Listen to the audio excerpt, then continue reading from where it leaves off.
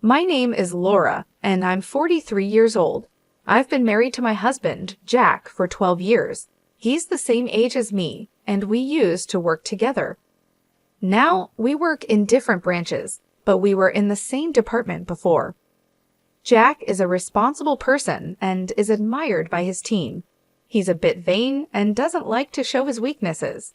He was confident, flashy, and very masculine. His work performance was excellent, and his bosses expected him to get promoted easily. On the other hand, I'm more low-key and not very noticeable. I was surprised when Jack pursued me passionately because our personalities are so different. After dating for 3 years, he proposed to me with a big bouquet of roses. I had never felt so loved by a man before, so I accepted his proposal right away. I couldn't wait to start our wonderful life together. However, we ended up living with my in-laws without any prior discussion.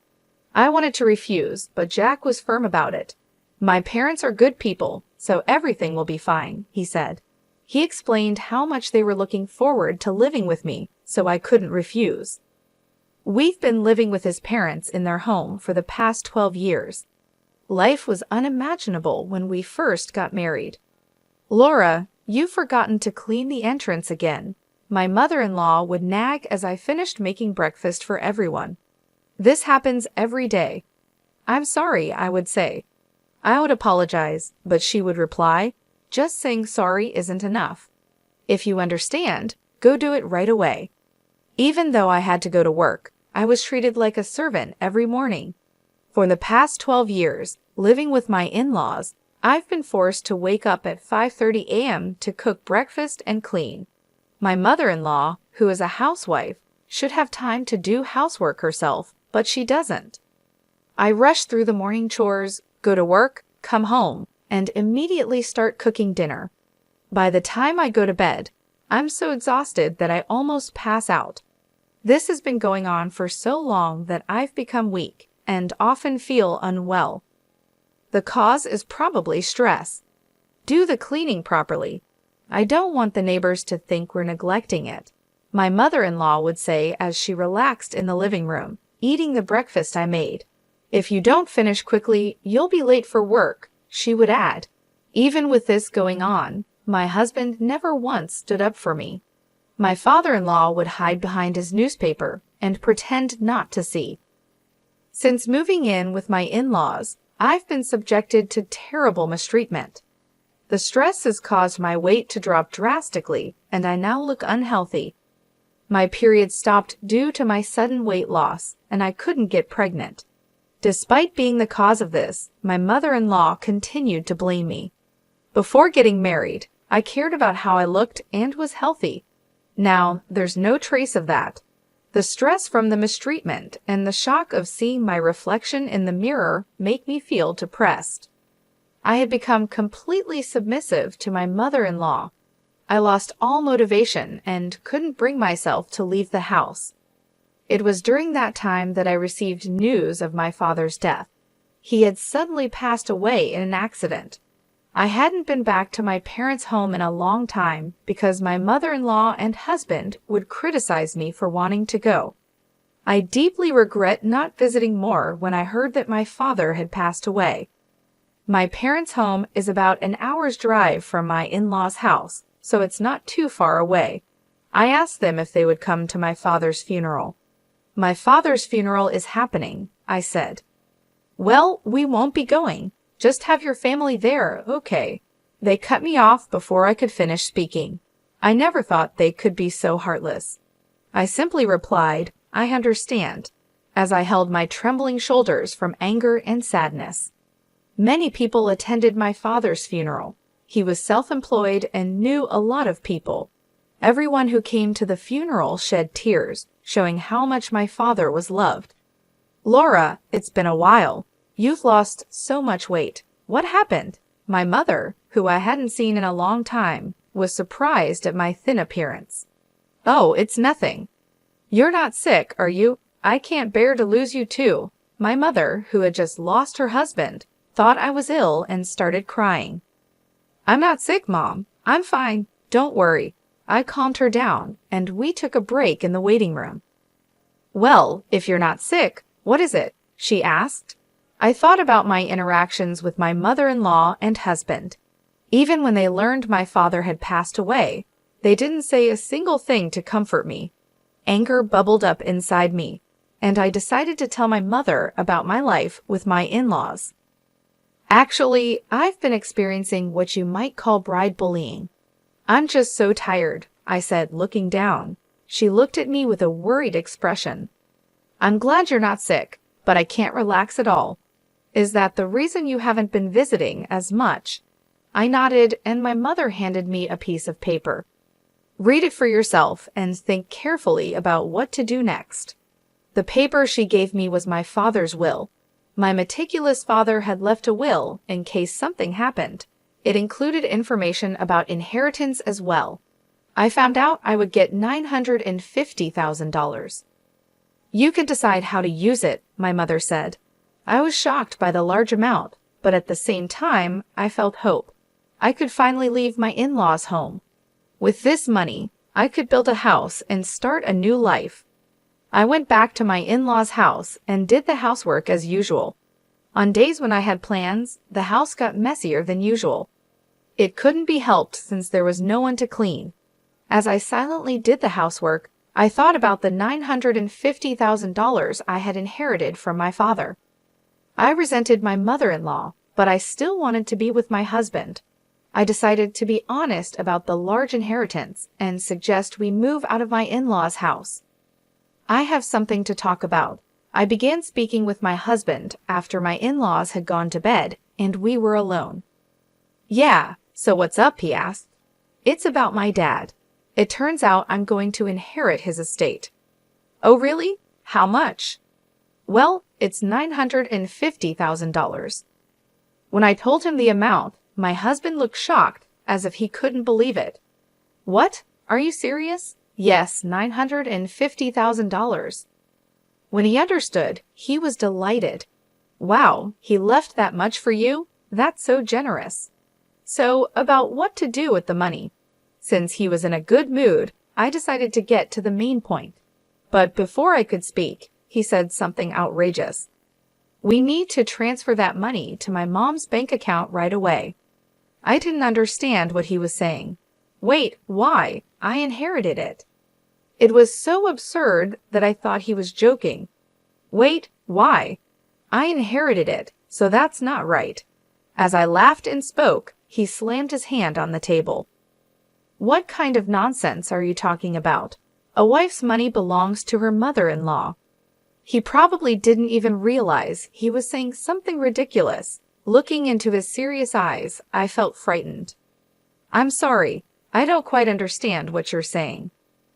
All I wanted was to talk about building a house for the two of us, but he wouldn't let me and tried to make my inheritance his mother's property. That night, I was so shocked that I couldn't sleep. The next morning, as I was preparing breakfast, my husband and mother-in-law approached me with angry expressions. So, Laura, I heard that you inherited $950,000, but said you wouldn't give it to me. What are you thinking? My mother-in-law demanded. She had already heard about the inheritance from my husband. But I'm the one who inherited it, I protested. Stop arguing and transfer it to my mom's account right now. A wife's money is the family's money, right? My husband insisted. The two of them seemed determined to get their hands on the inheritance by force. No matter how much I resisted, I was only blamed. Thinking that resistance was futile, I fell silent, and my husband showed me a piece of paper. You're getting carried away just because you got your hands on some money. What's with the attitude? I'm the one supporting you. If you don't change your mind, it's divorce. The paper was a divorce form. I've already signed it. Take this and go back to your parents' house. If you apologize properly, I might not go through with the divorce. I received the divorce form with my husband's section completely filled out. As I stared at it, memories came flooding back. I had never been supported in this house. I paid the same amount of living expenses as my husband, and all the housework was my responsibility. I had never been taken care of, yet they always looked down on me. In the end, they even tried to take my father's money. If I stayed here, I might give in to the pressure from them and hand over the inheritance. But this money was what my father had left for me. Being told to go back to my parents' house felt like an opportunity. Holding the filled-out divorce form, I now had the power to make decisions for the future. I swore in my heart that I would never give up my father's inheritance and made a decision. That day, after work, I went back to my parents' house. I'm home. Welcome back, sweetie. I had a feeling you'd be coming home soon, my mother said with a gentle smile as she warmly welcomed me. The table was set with her home-cooked dishes. I couldn't remember the last time I had eaten a meal made by someone else. As I took a bite, I was moved to tears by how good it all tasted. Did you tell Jack about the inheritance? Yes, and that's when things got complicated. I told my mother everything my husband and mother-in-law had said. She was stunned by the shocking details. The inheritance is yours, and it's up to you to decide how to live your life from now on, she said as tears streamed down my face. She gently put her arm around my shoulder. After staying at my mother's house for a week, I decided to return to my in-laws' home. Well, I'm going now. Take care. I was no longer afraid to return to that house. With a refreshed mindset, I headed back to my in-laws' home. Finally, back, huh?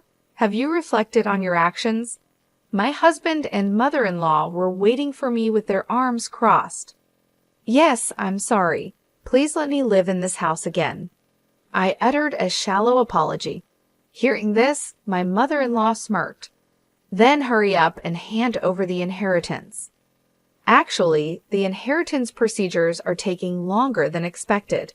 It's still not with me. It's a complicated process, so it'll probably take another half a year or more. It takes that long? Well, that's fine. They seemed satisfied, thinking I would obediently hand over the money. But they continued to nag me about staying at my mother's house for a week. The house is a mess because you didn't do your duties as a wife. Clean it up quickly. The house was filthy after just a week. It was impressive how messy it had become in such a short time. Yes, I replied. The old me would have been devastated, but now things were different. I didn't care about being bullied by my mother-in-law or being forced to do tough housework. I did the chores as ordered by her. 6 months later, it was my mother-in-law's birthday. Well, we're going now. Make sure to keep the house clean. She always went on a trip for her birthday, and of course, they never took me. By the way, have you received the inheritance yet? She asked. It's supposed to arrive today. Well, isn't that perfect? That $950,000 is a present for my mom. Make sure to transfer it to her account before we return. There was no way the inheritance would conveniently arrive on her birthday. My husband saw through my lie, but I didn't respond. I simply saw them off with a smile, saying, "Take care and have a safe trip." Once they were out of sight, I began to put my plan into action. I had been waiting for this day for a long time. They would surely be surprised when they returned, but it was no longer my concern. I quickly packed my belongings and left my in-laws' house. Wow, this is amazing, I said as I moved my belongings into my new home. I had built a house with my father's inheritance. I'm so happy I get to live in such a beautiful house. I decided to invite my mother to live with me. I was truly happy that I didn't have to be bothered by them anymore. I sank into the soft sofa and felt content. Today was a celebration of our new home. My mother and I invited a chef to our home and spent a luxurious day. The next evening, I received a phone call from my husband. Hey, what's going on? My husband asked, confused because all my things were gone when they returned home. I won't be coming back, so goodbye. I tried to hang up since I didn't want to talk to him anymore, but I could hear my mother-in-law shouting on the other side of the phone. What the hell do you think you're doing? Where are you now? I can't answer that. You told me to clean the house, so I put my things away. That's not funny. Besides, you haven't transferred the inheritance yet. How many times do I have to say that a daughter-in-law's money is mine? I submitted the divorce papers. I'm single now. When I said that, my screaming mother-in-law suddenly fell silent. We're strangers now. Goodbye. Imagining my dumbfounded mother-in-law, I hung up the phone and couldn't stop laughing. My heart felt so light now that I had nothing to do with that family. After that, my ex-husband called me many times. When I had time, I would answer the phone and let the abusive words from my ex-husband and ex-mother-in-law flow. I recorded those calls from beginning to end and decided to consult the police with those recordings. It's not uncommon for cases of harassment from an ex-husband. We'll issue a warning before it becomes dangerous. Fortunately, the police responded quickly and went to my former in-law's house to issue a warning. For my image-conscious former in-laws, having the police come was damaging enough. Plus, the subordinate of my ex-husband, who lived nearby, saw the police coming. Since my ex was a prominent figure in the company, the rumor spread quickly. His subordinates and colleagues who didn't like him started to exaggerate the story and spread bad rumors about him. Eventually, the rumor reached the department I belonged to. I heard the police came. I'm divorced now, so I don't know much about it. What? You're divorced? Yeah, the bullying from my mother-in-law and my husband's abusive words were too much. I spoke in a slightly louder voice so that those around me could hear. The gossip-loving employees heard this and spread the rumor even further. It didn't take long for my ex-husband's boss to hear about it. You've got quite a lot of bad rumors going around. What are you talking about? I hate men who can't cherish their wives. With such bad rumors going around, our reputation suffers too, so I decided to have you transferred. The transfer order given to my ex-husband was harsh. This place is... It was the branch office in the region with the worst performance. The area was called a landlocked island because there was no entertainment or anything of that sort around. You understand what being sent here means, right? His boss asked. Everything he had built up until now crumbled, and there would be no chance of promotion in the future. He accepted the transfer order and moved to the countryside without being able to refuse. As for my ex-mother-in-law, she must have been shocked by her son's lowered reputation and the fact that they could no longer live together. She became a complete shut-in and eventually developed depression. She also seemed to have dementia, as she frequently caused disturbances at home. My ex-father-in-law desperately took care of his deteriorating wife. Even if not related by blood, she was still an important family member. It was only natural that my ex-in-laws faced the consequences of their continuous harassment towards me. Now my mother and I are living happily together. We even started gardening in our spacious yard. If I were still in that house, I would never have found such a wonderful hobby. Having a hobby has invigorated me. My body, which was once worn out due to stress, is now healthy.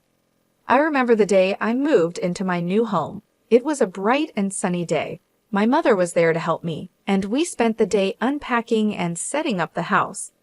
It felt so liberating to finally have a place of my own, free from the constant pressure and mistreatment of my in-laws. We decided to celebrate by inviting a chef to cook a special meal for us. The food was delicious, and for the first time in years, I felt truly relaxed and happy. We laughed and talked about our plans for the future. My mother suggested we start a garden, something we both enjoyed but never had the space for before. The next day, we went to a nursery and bought a variety of plants and flowers. It was exciting to plan out our garden and envision how it would look once everything was in bloom. Working in the garden became a daily routine for us. It was therapeutic and brought us closer together. As the weeks passed, I noticed a significant change in myself. I was no longer stressed or anxious. My health improved, and I felt more energetic. The peaceful environment and the joy of gardening helped me heal from the emotional scars left by my in-laws. One evening, while sitting on the porch and enjoying the view of our blossoming garden, my mother turned to me and said, "I'm so proud of you, Laura. You've come a long way, and you deserve all the happiness in the world." Her words touched my heart. I realized how fortunate I was to have such a supportive and loving mother. I couldn't have made it through those tough times without her. One day, I received a phone call from my ex-husband. "Hey, what's going on?" he asked, confused because all my things were gone when they returned home. "I won't be coming back, so goodbye," I said, trying to hang up since I didn't want to talk to him anymore. But I could hear my mother-in-law shouting on the other side of the phone. "What the hell do you think you're doing? Where are you now? I can't answer that. You told me to clean the house, so I put my things away. That's not funny. Besides, you haven't transferred the inheritance yet. How many times do I have to say that a daughter-in-law's money is mine? I submitted the divorce papers. I'm single now." When I said that, my screaming mother-in-law suddenly fell silent. "We're strangers now. Goodbye?" Imagining my dumbfounded mother-in-law, I hung up the phone and couldn't stop laughing. My heart felt so light now that I had nothing to do with that family. After that, my ex-husband called me many times. When I had time, I would answer the phone and let the abusive words from my ex-husband and ex-mother-in-law flow. I recorded those calls from beginning to end and decided to consult the police with those recordings. It's not uncommon for cases of harassment from an ex-husband. We'll issue a warning before it becomes dangerous. Fortunately, the police responded quickly and went to my former in-law's house to issue a warning. For my image-conscious former in-laws, having the police come was damaging enough. Plus, the subordinate of my ex-husband, who lived nearby, saw the police coming. Since my ex was a prominent figure in the company, the rumors spread quickly. His subordinates and colleagues who didn't like him started to exaggerate the story and spread bad rumors about him. Eventually, the rumor reached the department I belonged to. I heard the police came. I'm divorced now, so I don't know much about it. "What? You're divorced?" Yeah, the bullying from my mother-in-law and my husband's abusive words were too much. I spoke in a slightly louder voice so that those around me could hear. The gossip-loving employees heard this and spread the rumor even further. It didn't take long for my ex-husband's boss to hear about it. "You've got quite a lot of bad rumors going around." What are you talking about?" My reputation was ruined because of his actions, but now I can finally move on and live a peaceful life. My mother and I are happy, and our garden are flourishing. I'm healthier and stronger than ever. Cutting ties with my ex-in-law's family was the best decision I ever made.